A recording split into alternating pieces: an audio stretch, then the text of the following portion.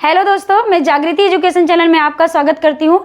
आज आपका most important topic है अनुच्छेद, यानी संविधान के अनुच्छेद, आर्टिकल्स ऑफ इंडियन कॉन्स्टिट्यूशन। इसका ये है कि आपके एग्जाम का जैसे आरओ है उसका एडमिट कार्ड आ चुका है, तो आपको ये देखना है कि ये सब क्वेश्चन बहुत बार पूछे गए हैं इस आर्टिकल्स पर, तो आप ऐसे आर्टिकल्स पर भूल ना जाओ, ये हमारा प्रयास है। तो आप आज इसको वेरी केयरफुली होकर पढ़ लीजिए, जो आपके आने वाले एग्जाम के लिए बहुत ही हेल्पफुल रहेगा।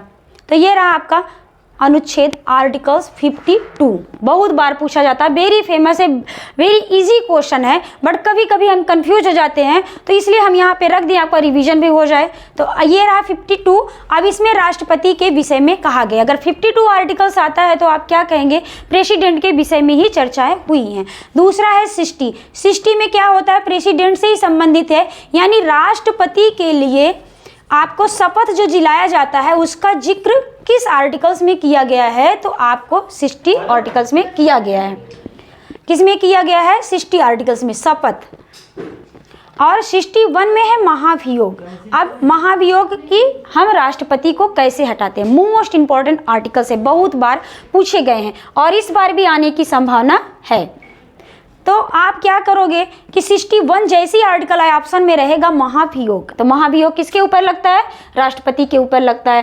किस आर्टिकल्स में लगता है, 61 आर्टिकल्स में लगता है। तो ये रहा आपका मोस्ट इंपॉर्टेंट 61। 63 में क्या होता है, ये भी राष्ट्रपति का हो गया। शपथ कहाँ किस में लेते हैं, महाभियोग किस में होता है, ये तीनों मोस्ट इंपॉर्टेंट है, बाकी आप देख लीजिएगा। 63 है, इसमें उपराष्ट्रपति के एक ही क्वेश्चन आता है, उपराष्ट्रपति यानी वाइस प्रेसिडेंट के ऊपर 63 आर्टिकल्स में किसका जिक्र किया गया, उपराष्ट्रपति का किया गया। इस पे अगर और क्वेश्चन बनता है तो पूछा जाता है कि उपराष्ट्रपति किस सदन से संबंधित है, यानी वो राज्यसभा से संबंधित, उनका एक पदवी और क्या है, दूसरी पोस्ट उनकी क्या है, दूसरी है कि वो राज्यसभा के राज्य सभापति के रूप में भी जाने जाते हैं और उपराष्ट्रपति भी वही होते हैं, यानी राज्यसभा के पदेन सभापति को ही हम उपराष्ट्रपति कहते हैं। उपराष्ट्रपति का आर्टिकल कौन है, 63। बस यही इतना ही क्वेश्चन इनके पे पूछा जाता है और इम्पोर्टेंस है, आता है बार बार।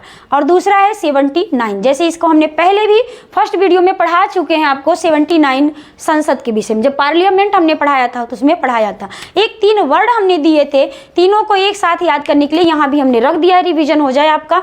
79, 80, 81, इसको एक शब्द में हमने किया है सरल। इसको सरलीकृत करने के लिए एक वर्ड लिया है सरल। स से क्या होगा, संसद, र से राज्यसभा और ल से लोकसभा। कभी कभी हम क्या करते हैं कि इसमें से एक ही क्वेश्चन पूछेगा और आपका दिमाग हैंग होने लगेगा कि क्या हम 79 में राज्यसभा है, लोकसभा। अगर किसी एक का इसमें जिक्र या 80 आर्टिकल्स में किस सदन का जिक्र है, तो आप क्या करोगे, लोकसभा और राज्यसभा दोनों माइंड में आपके चलेंगे। ये आपके कंफ्यूजिंग ना हो उसके लिए इस शब्द को याद रखोगे सरल, तो आपका सरल हो जाएगा कि पहले संसद है, फिर राज्यसभा है, फिर लोकसभा। इनका आर्टिकल्स भी इसी क्रम से है, 70, 79 और 80 और 81। अब आपको कंफ्यूजिंग का कोई दिक्कत नहीं रहेगा, क्योंकि 80 में राज्यसभा है और 81 में लोकसभा है। तो इस तरह से इसको क्या कहते हैं, राज्यसभा को हम उच्च सदन भी कहते हैं, क्या कहते हैं, अपर हाउस। इसको उच्च सदन भी कहते हैं, इसको लोअर हाउस कहते हैं। उस हिसाब से भी पहले हम क्या रखेंगे, पहले संसद को रखेंगे 79, फिर 80, फिर 81। तो आपको एग्जाम हॉल में जो कन्फ्यूजन होगी कि लोकसभा 80 में है या 81 में है, तो आप सरल शब्द याद करके उसका क्रम याद कर सकते हो, सीरियल याद कर सकते हो, 79, 80, 81, ऐसे करके आपको कंफ्यूज नहीं होंगे। तो ये क्वेश्चन आपका बन सकता है।